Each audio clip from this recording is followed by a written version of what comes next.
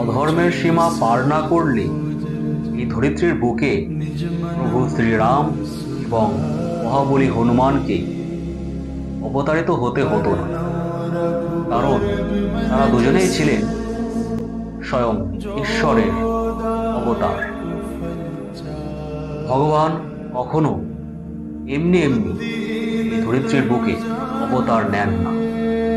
প্রভু শ্রীরাম এই পৃথিবীতে অবতার নিয়েছিলেন, তার কারণ ছিল একটাই, অধর্মের বিনাশ এবং ধর্মের উত্থান। তারই সহায়ক রূপে, তার ভক্ত রূপে মহাবলী হনুমান অবতার নেন। ভ্রাতা, ভ্রাতাই আপনি কি করছেন? ও আমাদের ছোট ভাই হয়, ছেড়ে দিন ওকে, ওকে ছেড়ে দিন ভ্রাতা। ভাই,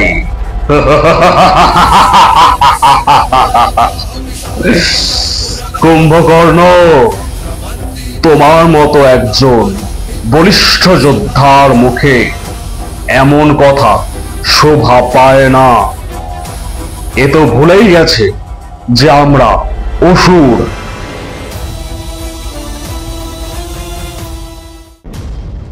দাদা, দাদা আপনি দয়া করে আমায় ছেড়ে দিন, বাঁচান আমায়, আপনি আমায় বাঁচান দাদা, দয়া করে আপনি আমায় বাঁচান দাদা, আমি আপনার ছোট ভাই, আপনি আমায় বাঁচান, বাঁচান দাদা, আমায় বাঁচান।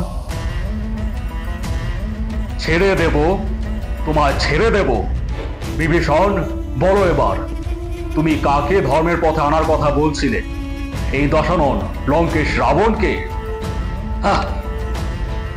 যার কিনা 10 শীর্ষে সমস্ত রকম বেদের জ্ঞান সুসজ্জিত রাখা আছে, তুমি তাকে ধর্মের পথে আনার কথা বলছিলে বিভীষণ? যার জ্ঞানের কোনো সীমা নেই, যার মতো মহান জ্ঞানী, মহান পণ্ডিত এই 3 লোকে কোথাও নেই। বিভীষণ, তোমার যোগ্যতা কি আছে যে তুমি আমাকে ধর্মের পথে আনবে? আমি তোমার বড় ভাই, শুধু তাই নয়, আমি স্বয়ং মহান পণ্ডিত, মহান জ্ঞানী এবং সবচেয়ে বড় শিব ভক্ত আমি। এসব তুমি ভুলে গিয়েছো বিভীষণ, তুমি ভুলে গিয়েছো। দাদা, দাদা আপনি আমায় বাঁচান দাদা, আমার আমার অনেক বড় ভুল হয়ে গিয়েছে দাদা, আমি বুঝতে পারিনি যে আপনি এর জন্য এতটা কষ্ট পাবেন দাদা। আমি ব্রহ্মদেবের কাছে বরদান চেয়ে অনেক বড় ভুল করেছি, আমি আপনার কাছে ক্ষমা চাইছি দাদা, আমি আপনার কাছে ক্ষমা চাইছি। আপনি আপনি দয়া করে আমায় রক্ষা করুন দাদা, আপনি দয়া করে আমায় বাঁচান। তো যথারীতি বিভীষণ রাবণের কাছে ক্ষমা চাইলে রাবণ তাকে ক্ষমা করে বিভীষণকে বাঁচিয়ে দেন, তাকে হাত ধরে ওপরে টেনে তোলে। রাবণ এবার তার রাক্ষস সেনা নিয়ে দেবরাজ ইন্দ্রের ইন্দ্রলোক অর্থাৎ স্বর্গে আক্রমণ করলেন।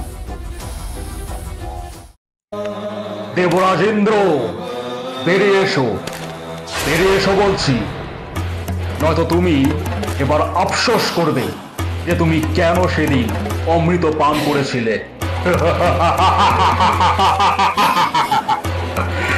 ইন্দ্র, আজ তুমি দেখতে পাবে দশানন রাবণের আসল রূপ।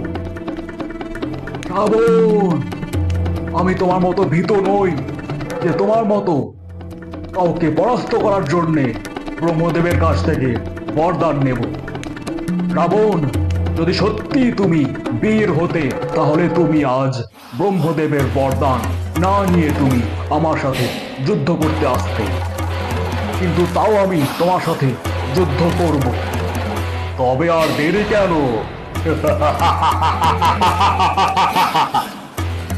এসো, যুদ্ধ করো আমার সাথে, বাঁচাও নিজের সিংহাসনকে ইন্দ্রদেব।